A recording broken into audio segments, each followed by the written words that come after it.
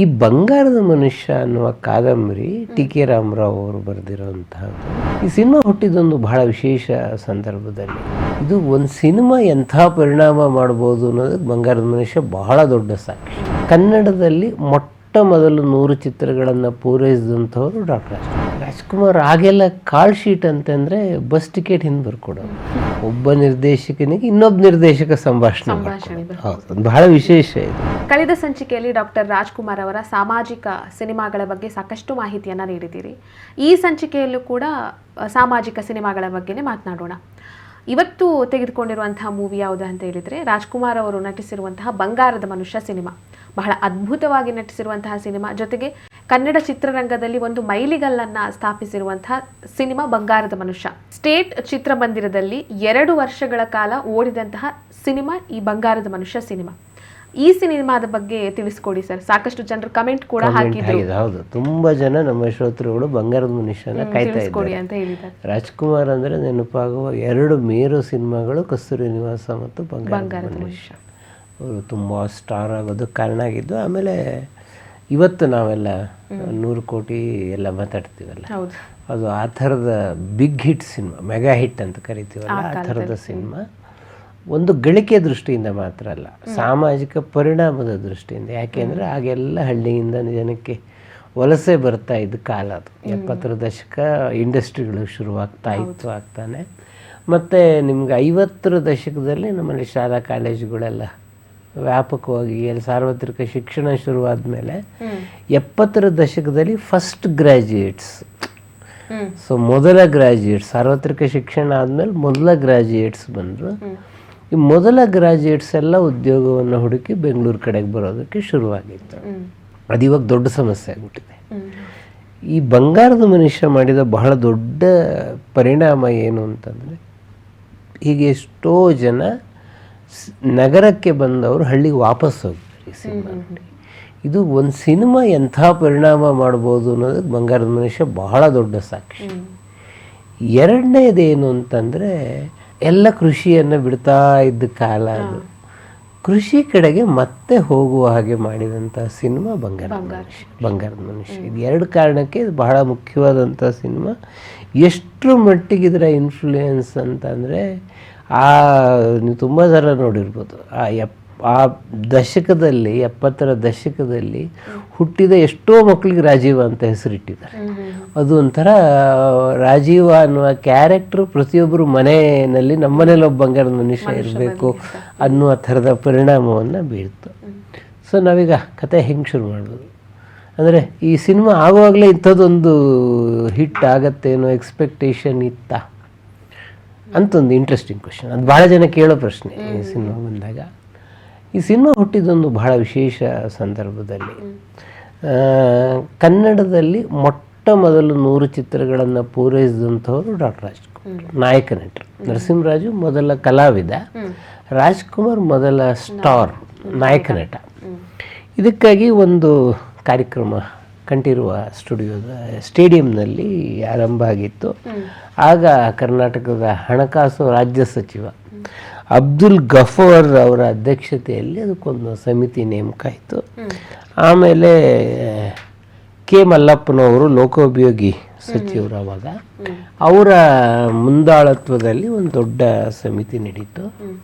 ಇದರ ಜೊತೆಗೆ ಆ 100 ಸಿನಿಮಾ ಅವಾಗ ರಾಜ್ಕುಮಾರ್ ಏನು ಅಭಿನಯಿಸಿದ್ರು ಅದರ ಸಣ್ಣ ಸಣ್ಣ ತುಣುಕುಗಳನ್ನೆಲ್ಲ ಸೇರಿಸಿ ನಟ ಸಾರ್ವಭೌಮ ಅಂತ ಹೇಳಿ ಒಂದು ಡಾಕ್ಯುಮೆಂಟ್ರಿಯನ್ನು ಮಾಡಿದ್ರು.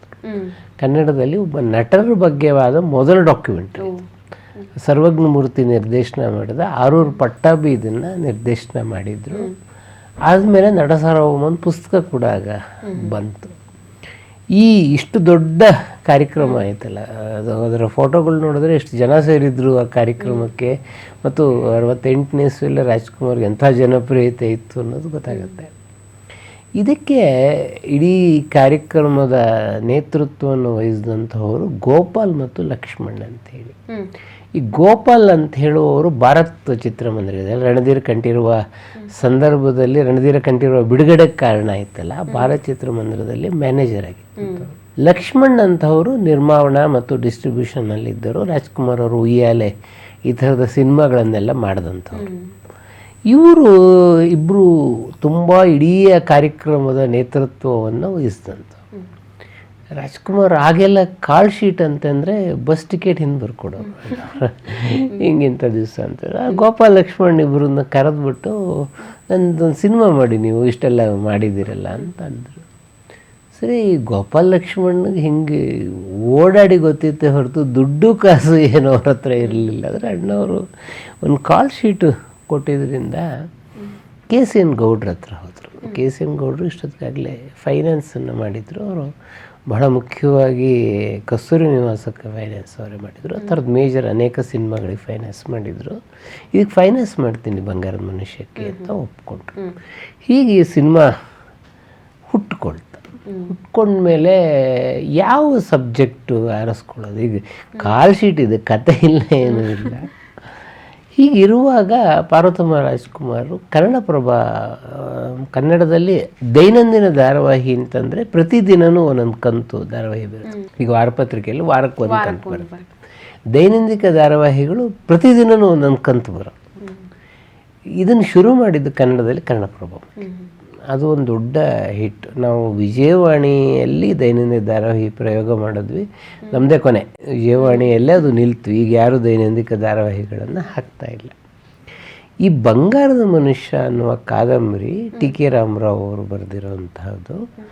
ಆ ಕನ್ನಡಪ್ರಭದಲ್ಲಿ ದೈನಂದಿನ ಧಾರಾವಾಹಿಯಾಗಿ ಪ್ರಕಟ ಆಗ್ತದೆ. ಅದನ್ನು ಪಾರ್ವತಮ್ಮ ರಾಜ್ಕುಮಾರ್ ಓದ್ತಾ ಇದ್ದರು. ನಿಮ್ಗೆ ಗೊತ್ತಿರ್ಬೋದು, ಟಿ ಕೆ ರಾಮರಾವ್ ಪತ್ತೇದಾರಿ ಕಾದಂಬರಿಕಾರ. ಅವರು ಭಾಳ ಫೇಮಸ್ ಆಗಿರೋದು ಸೇಡಿನ ಹಕ್ಕಿನೋ, ಮಣ್ಣಿನ ದೋಣಿನೋ, ಚಿಕ್ಕಿ ಪಾರಿವಾಳನೋ, ಈ ಥರದ ಪತ್ತೇದಾರಿ ಕಾದಂಬರಿಗಳು. ಅವ್ರು ಬಹಳ ಅಪರೂಪಕ್ಕೆ ಬರೆದ ಕಾದಂಬರಿ ಬಂಗಾರದ ಮನುಷ್ಯ, ಸಾಮಾಜಿಕ ಕಾದಂಬರಿ. ಇದನ್ನು ಓದ್ತಾ ಇರುವಾಗ ಪಾರ್ವತಮ್ಮ ರಾಜ್ಕುಮಾರಿಗೆ ಅನ್ನಿಸ್ತು ಇದು ಸಿನಿಮಾ ಮಾಡಬಹುದು. ಸರಿ, ಇದು ಇನ್ನೊಂದು 3-4 ಜನ ಕಾಲ್ ಶೀಟು ರಾಜ್ಕುಮಾರ್ದು ಹಿಂಗೆ ತೊಗೊಂಡಿದ್ರಲ್ಲ, ಅವ್ರಿಗೆ ಹೇಳಿದ್ರು, ನೋಡಿ ಹಿಂಗೆ ಬಂಗಾರದ ಮನುಷ್ಯ ಇಷ್ಟ ಆಗಿದೆ ನನಗೆ ಮಾಡಿ ಅಂತ. ಅವರು ಕಾದಂಬರಿ ಓದ್ಬಿಟ್ಟು ಇದು ರಾಜ್ಕುಮಾರ್ ಮಾಡೋ ಅಂಥದ್ದಲ್ಲ, ಇದೆಲ್ಲ ತ್ಯಾಗ ಮಾಡೋದು, ದಾನ ಮಾಡೋದು, ಇದು ಏನು ಇಲ್ಲ, ಇದು ಬೇಡ ಅಂತ. ಸರಿ, ಅಷ್ಟೊತ್ತಿಗೆ ಅದು ಕಾದಂಬರಿ ಧಾರಾವಾಹಿ ಹೇಗೆ ಬರ್ತಿತ್ತಲ್ಲ, ಪುಸ್ತಕ ರೂಪದಲ್ಲಿ ಪಬ್ಲಿಷ್ ಆಯಿತು. ಅವಾಗ ಪಾರ್ವತಮ್ಮ ಏನು ಮಾಡಿದ್ರು ಅಂದರೆ 3 ಕಾಪಿ ಕೊಂಡ್ಕೊಂಡ್ರು ಕಾದಂಬರಿ. 3 ಕಾಪಿ ಕೊಂಡ್ಕೊಂಡು, ಒಂದು ಮೈದ್ನ ವರದಪ್ಪನಿಗೆ, ಇನ್ನೊಂದು ಡೈರೆಕ್ಟ್ರು ಸಿದ್ಲಿಂಗಯ್ಯನವ್ರಿಗೆ, ಇನ್ನೊಂದು ರಾಜ್ಕುಮಾರ್. 3 ಕೊಟ್ಬಿಟ್ಟು ಓದಿ ಅಂತಂದರು. ಮೊದಲು ರಿಯಾಕ್ಷನ್ ಕೊಟ್ಟಿದ್ದು ವರದಪ್ಪ ಓದ್ಬಿಟ್ಟು ಪರವಾಗಿಲ್ಲ, ಸಬ್ಜೆಕ್ಟು ಒಂದು ಹಳ್ಳಿ ಕತೆ ಎಲ್ಲ ಇದೆ, ಆದರೆ ಇದನ್ನು ತುಂಬ ಚೇಂಜ್ ಮಾಡಬೇಕಾಗದು, ಹಿಂಗೆ ಸಿನಿಮಾ ಮಾಡೋಕ್ಕಾಗಲ್ಲ ಅಂತ.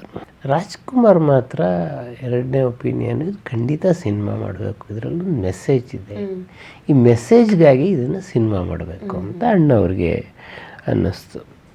ಆವಾಗ ಸಿದ್ಲಿಂಗಯ್ಯನವರು ಇದನ್ನು ಪೂರ್ತಿ ಓದ್ಬಿಟ್ಟು, ಇಲ್ಲ ಇದು ವಿಲೇಜ್ ಸಬ್ಜೆಕ್ಟ್ ಇದೆ, ಹಳ್ಳಿಯ ಕಥೆಯನ್ನು ಇಟ್ಕೊಂಡು ಮಾಡಬೇಕು ನಾವು, ಹಳ್ಳಿಯಲ್ಲಿ ಬದಲಾಗ್ತಿರೋ ಹಳ್ಳಿ ಕತೆ ಇದು.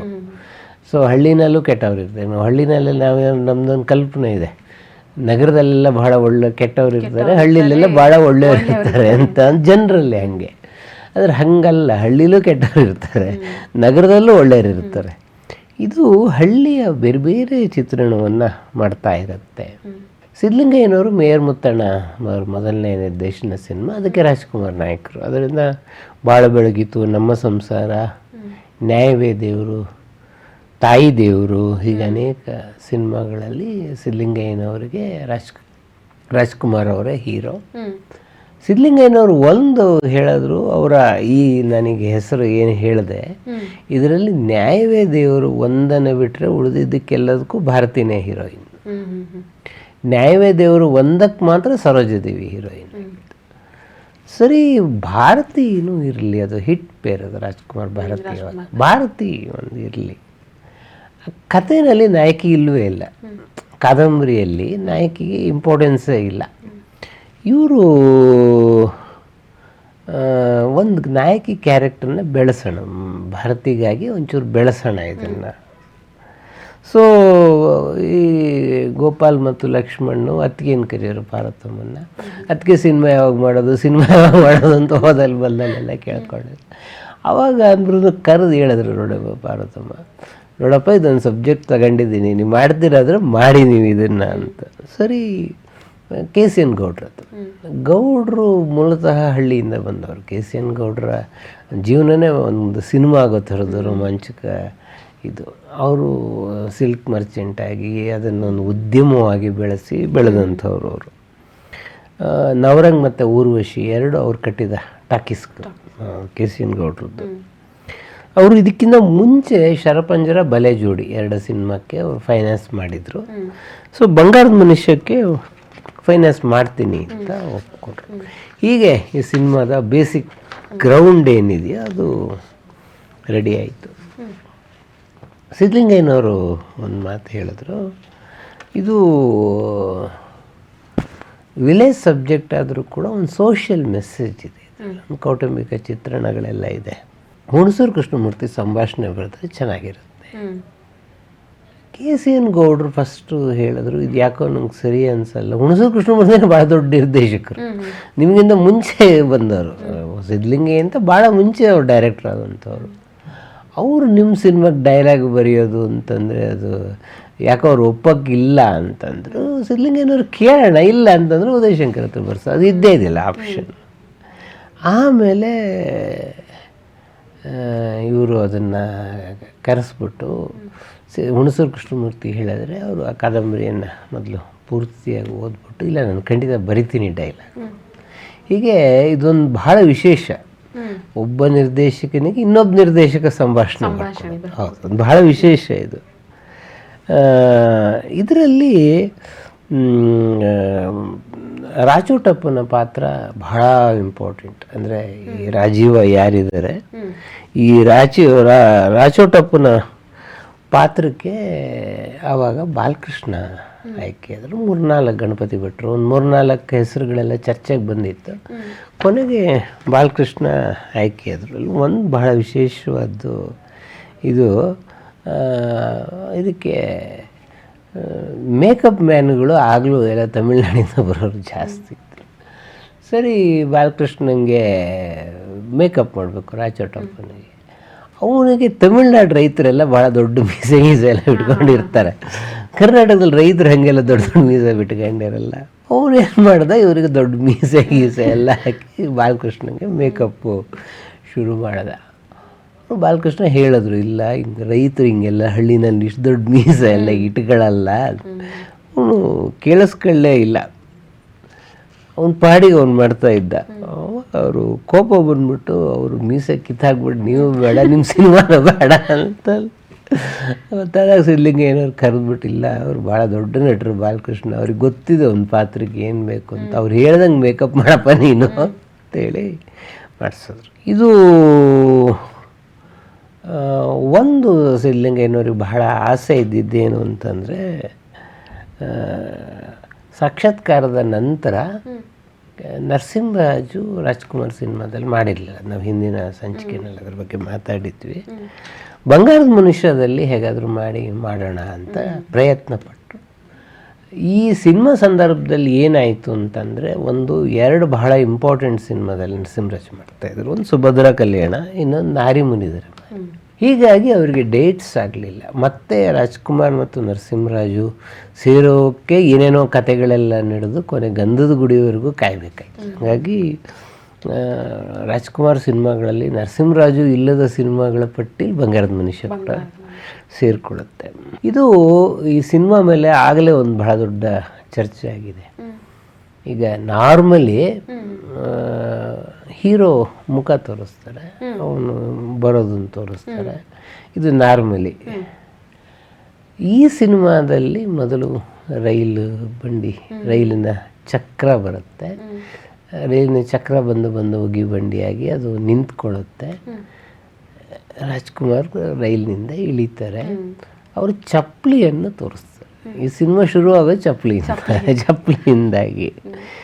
ಆಮೇಲೆ ಇಂಟ್ರೆಸ್ಟಿಂಗ್, ಯಾವ ಚಪ್ಪಲಿಯಿಂದ ಈ ಸಿನಿಮಾ ಶುರುವಾಗಿರುತ್ತೋ ಸಿನಿಮಾ ಕೊನೆಗೆ ಆ ಚಪ್ಪಲಿನ ಬಿಟ್ಬಿಟ್ಟು ಅವ್ರು ಹೋಗ್ತಾರೆ. ಅದು ಕ್ಲೈಮ್ಯಾಕ್ಸಲ್ಲಿ ಆ ಚಪ್ಪಲಿಯನ್ನು ಜೋಡಿಸೋದ್ರ ಬಗ್ಗೆ ಬರುತ್ತೆ. ಇದನ್ನು ಆಗ ಶ್ರೀಕೃಷ್ಣ ಆಲನಹಳ್ಳಿಯವರು ಒಂದು ಲೇಖನ ಕೂಡ ಮಾಡಿದ್ರು, ಹಿಂಗೆ ಚಪ್ಪಲಿಯಿಂದ ಸಿನಿಮಾ ತೋರಿಸಿದ್ದಾರೆ ಅಂತೇಳಿ. ಕಾಡು ಸಿನಿಮಾದಲ್ಲಿ ಇದನ್ನು ಮಾಕ್ರಿ ಮಾಡಿದ್ದಾರೆ, ಈ ಚಪ್ಪಲಿ ಬಿಟ್ಟು ಹೋಗೋದನ್ನು. ಆದರೆ ಅದರ ಹಿಂದೆ ಒಂದು ಬಹಳ ದೊಡ್ಡ ಸಿಂಬಲ್ ಇದೆ. ಆಮೇಲೆ ನಿಮಗೆ ಅದು, ನೀವು ಆಮೇಲಿನ ಸಿನಿಮಾಗಳನ್ನು ನೋಡಿ, ಹೀರೋ ಡೈರೆಕ್ಟ್ ಮುಖ ತೋರಿಸಲ್ಲ, ಮೊದಲು ಶೂನೇ ತೋರಿಸೋದು, ಆಮೇಲೆ ಕ್ಯಾಮ್ರಾ ಮೇಲೆ ಹೋಗಿ ಅದು ನಿಮಗೆ ಎಲ್ಲ ಪ್ರೇಕ್ಷಕರು ಚಪ್ಪಾಳೆ ಹೊಡಿಬೇಕು, ಸಿಳ್ಳೆ ಹೊಡಿಬೇಕು, ಆಮೇಲೆ ಮುಖ ತೋರಿಸೋದು ಅದೊಂದು ಟ್ರೆಂಡ್ ಆಗೋಯ್ತು ಮುಂದೆ ಈ ಹೀರೋದನ್ನು ತೋರಿಸೋದಕ್ಕೆ. ಸೊ ನಿಮಗೆ ಈ ಸಿನಿಮಾ ಶುರುವಾಗುವುದು ನಗು ನಗುತ್ತಾ ನಲಿ ನಲಿ ಹಾಡಿನಿಂದಾಗಿ. ಅದು ಹುಣಸೂರು ಕೃಷ್ಣಮೂರ್ತಿಯವರು ಬರೆದಿರತಕ್ಕಂಥ ಹಾಡದು. ಒಂದು ಇಡೀ ಲೈಫ್ನ ಜರ್ನಿಯನ್ನು ಈ ಹಾಡು ಹಿಡಿದಿಡುತ್ತೆ.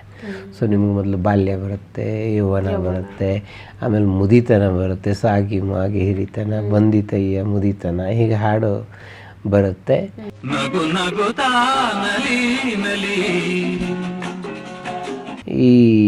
ಇಷ್ಟೆಲ್ಲ ಅವನು ನಗು ನಗುತ್ತಾ ನಲಿ ನಲಿ ಅಂತ ಮಾಡಿ ಅವನ ಅಕ್ಕನ ಮನೆಗೆ ಬಂದರೆ ಅವ್ರು ಭಾವ ಸತ್ತೋಗಿರ್ತಾರೆ. ಅದು ಈ ಸಿನಿಮಾ ಶುರುವಾಗೋದು ಈ ಥರದ ಒಂದು ಫಿಲಾಸಫಿಯಿಂದ. ಸೊ ನಿಮಗೆ ಈಗ ಒಂದು ಹಾಡಿನಿಂದ ಒಂದು ಫಿಲಾಸಫಿ ಇಟ್ಕೊಂಡು ಶುರು ಮಾಡೋದಿದೆಯಲ್ಲ, ಇದು ಮುಂದೊಂದು ಟ್ರೆಂಡ್ ಆಗೋಯ್ತು. ಅನೇಕ ರಾಜ್ಕುಮಾರ್ ಸಿನಿಮಾಗಳು, ಗಿರಿಕನ್ಯೆ ಫಾರ್ ಎಕ್ಸಾಂಪಲ್, ಅದು ಒಂದು ಏನೆಂದು ನಾ ಹಾಡಲ್ಲಿ ಫಿಲಾಸಫಿಯಿಂದ ಶುರು ಆಗುತ್ತೆ.